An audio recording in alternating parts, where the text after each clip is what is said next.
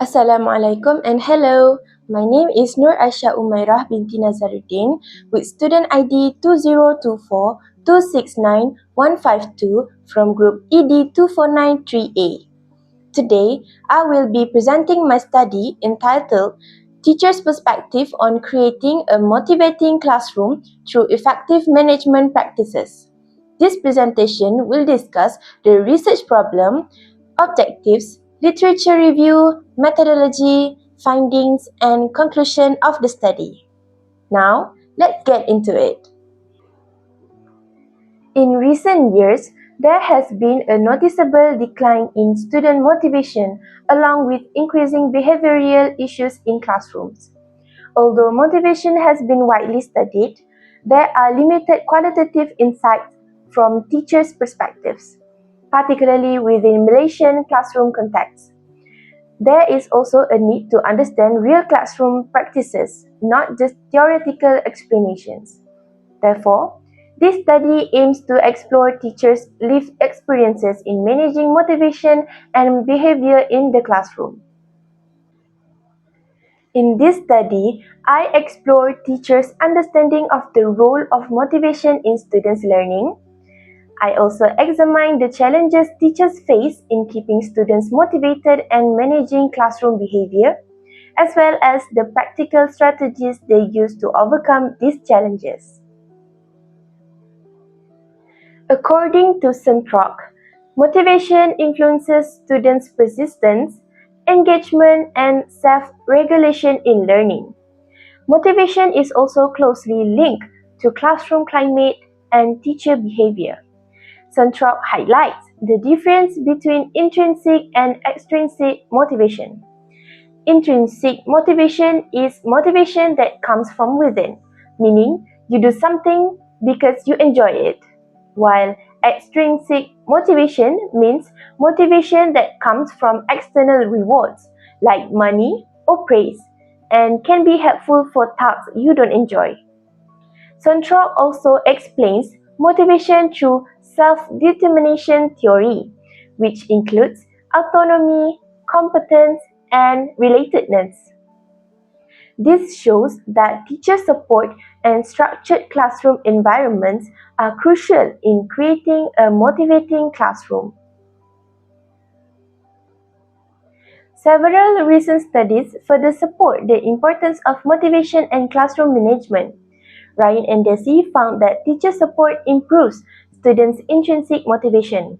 Other than that, Evertson and Winston emphasize that effective classroom management enhances emotional safety and student engagement. Next, Gage and colleagues found that positive reinforcement increases student participation. Additionally, visual and interactive teaching methods were found to boost motivation, especially for special needs students, while strong teacher-student relationships reduce disruptive behavior. There are three main theories guide this study. First, self-determination theory, which focuses on autonomy, competence, and relatedness. Second, behaviorist theory, which emphasizes reinforcement such as praise and rewards in managing behavior. And third, social cognitive theory, which highlights teachers as role models and the importance of observational learning.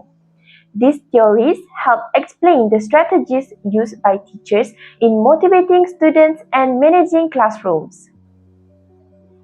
This study adopted a qualitative research design using semi-structured interviews. This approach was chosen to allow teachers to share their experiences and perspectives in depth, providing rich and meaningful data. Purposive sampling was used to select participants with extensive teaching experience. The first participant is Cikgu Rahmah, a veteran general education teacher with 35 years of teaching experience. She teaches geography and also serves as penolong kanan HAM. And the second participant is Cikgu Ismadi, a veteran special education teacher with 28 years of teaching experience. Data were collected through face-to-face interviews, which were audio recorded with consent and conducted in a quiet setting to ensure clarity. The interview questions focused on three main areas. First, questions related to teachers' belief about motivation and how they identify motivated or unmotivated students. Second, questions addressed challenges in maintaining motivation and managing classroom behavior. And third, teachers were asked about strategies they use, including the role of technology, lesson modification, and actions taken when usual strategies fail. Now, let's move on to the findings. These tables summarize the similarities and differences between the two teachers' responses. Both teachers believe that motivation is essential for student engagement and academic success. Pelajar yang bermotivasi memang akan banyak membantu kecemerlangan dalam akademik, dalam sahsiah dia di sekolah. Bagi saya, motivasi ini memang memainkan peranan penting khususnya kepada pelajar. They also identified boredom and lack of participation as indicators of low motivation. However, differences emerged based on teaching context. In mainstream classrooms, behavioral challenges were generally mild, such as chatting or joking. Suka menyampuk dengan kata-kata yang kurang sedap, kurang manis kan. Ataupun kadang-kadang mereka bergurau dengan kawan-kawan tanpa menghiraukan cikgu yang ada di hadapan kelas. Whereas in special education settings, challenges were more emotionally intense, including tantrums. Bila seorang pelajar itu tantrum, jadi dia akan mengganggu PDP saya.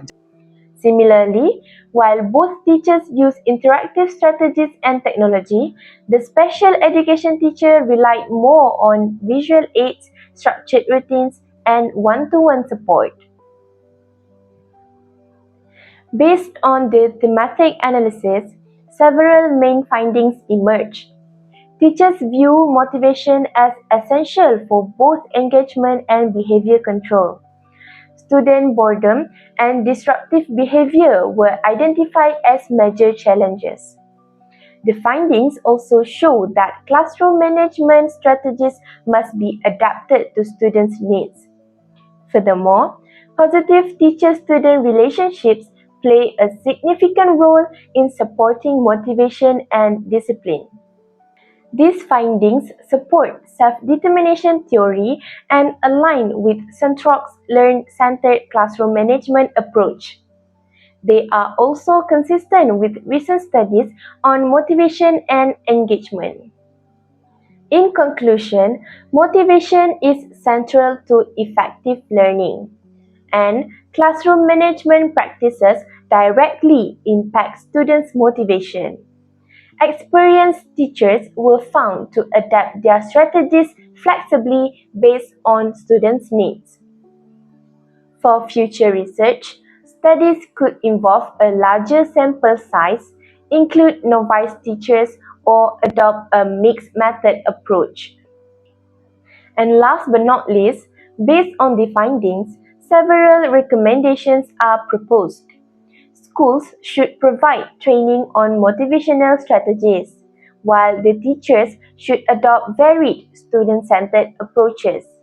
And finally, the Ministry of Education should support continuous professional development in classroom management. That concludes my presentation. Thank you for your attention.